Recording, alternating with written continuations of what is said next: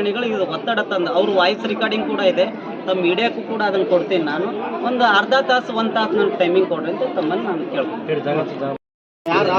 ಹೇಳ್ತೀನಿ ರೀ ಅದನ್ನು. ನಾನು ಈ ಒಂದು ಅರ್ಧ ತಾಸು ಅಲ್ಲ, ನಾನು ಹೇಳ್ತೀನಿ, ಒಂದು ಅರ್ಧ ತಾಸು ನನಗೆ ಟೈಮ್ ಕೊಡ್ರಿ. ಅವ್ರು ನನಗೆ ಯಾವ ಕಾರಣಕ್ಕೆ ಮಠ ಬಿಡಿಸ್ತಾ ಇದ್ದಾರೆ, ನಾವು ಯಾವುದೋ ಆರೋಪ ಮಾಡಿ ಹೊಂಟಿಲ್ಲ. ನನಗೆ ಮಠ ಬಿಡಿಸ್ತಾರ, ಇಡೀ ಸಮಾಜ, ಇಡೀ ಊರು ನಾನು ಮಠ ಅವ್ರಿಗೆ ಒಪ್ಪಿಸಿ ಹೋಗ್ತೀನಿ. ನನಗೆ ಮಠ ನಿಂತರ ಅವಶ್ಯಕತೆ ಇಲ್ಲ. ಒಬ್ಬ ಸಂತ, ಒಬ್ಬ ಸ್ವಾಮಿ ಬದುಕಬೇಕಾದ್ರೆ ಮಠನೇ ಬೇಕಂತೇಳಿ ಇಲ್ಲ.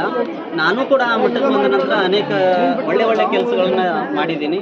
ಇಲ್ಲಿ ನಮ್ಮ ಊರಾಗ 100 ಎಷ್ಟು ಟಿ ವಿ ಪೇಷಂಟ್ಗಳಿದ್ದಾವೆ, ಅಸ್ತಮಾ ಪೇಷಂಟ್ಗಳು, ಇವು ಯಾವ ಕಾರಣಕ್ಕೆ ಬರ್ತಾ ಇದ್ದಾವೆ ಅಂತೇಳಿ ನಾನು ವಾದ ಮಾಡಿದಾಗ ನನ್ನ ಮೇಲೆ ಅನೇಕ ಬಾರಿ ಅಟ್ಯಾಕ್ ಆಗಿದ್ದಾವೆ.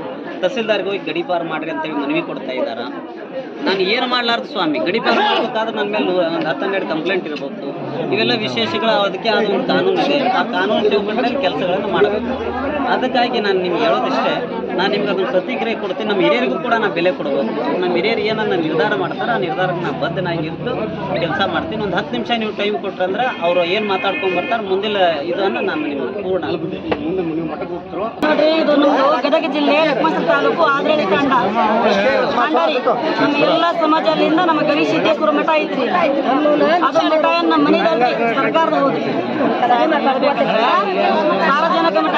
ಜನಸಂಖ್ಯೆಗೆಲ್ಲ ಜನರಿಗೆ, ರೈತರುಗಳಿಗೆ 334 ಎಕರೆ ಆಸ್ತಿ ಭಾಳ ವಿಚಿತ್ರ ಆಕಾರ ಆಗೈತ್ರಿ. ಅದ್ರಾಗ ಮರಳದಿಂದ ನಡೆದು ಬಿಟ್ಟೈತಿ. ಅದ್ರ ಸಂಬಂಧ ನಾವು ಹೋಗಿ ಅತ್ತೆ, ನೀವು ಹೋಗಿ ಅತ್ತೆ, ಆಸ್ತಿ ಯಾರು ಹೋಗಿ ಹೇಳಕ್ ಹೋದ್ರೆ ಅವ್ರಿಗೆ ದೂಕ್ ಬಿಡೋದು, ಅವ್ರ ಸಂತ ಬಿಡೋದು, ಕೈ ಮುರಿದು ಬಿಡೋದು.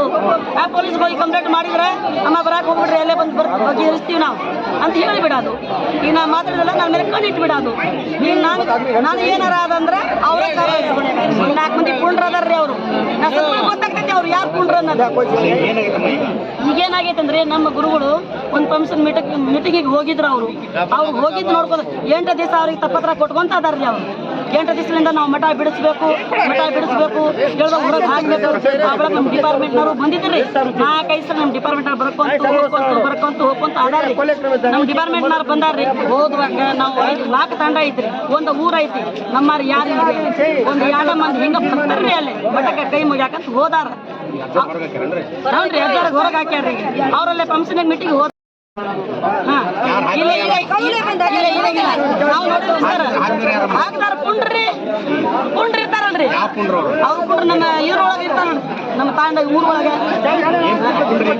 ಅವ್ರದ್ದು ಕೆಲಸ ಉದ್ದೇಶ ಏನು ಸರ್, ಅಜ್ಜಾರ ಇಲ್ಲಿ ಹೋಗ್ರಪ್ಪ ಅಂದ್ರೆ ನಮ್ದು ನಡೀತೈತಿ. ಅಜ್ಜಾರ ಇದ್ರೆ ನಮ್ದು ನಡೆಯಿಲ್ಲ. ಅದಂದ್ರೆ ನಡೀತೈತಿ, ನಡೀತೈತಿ.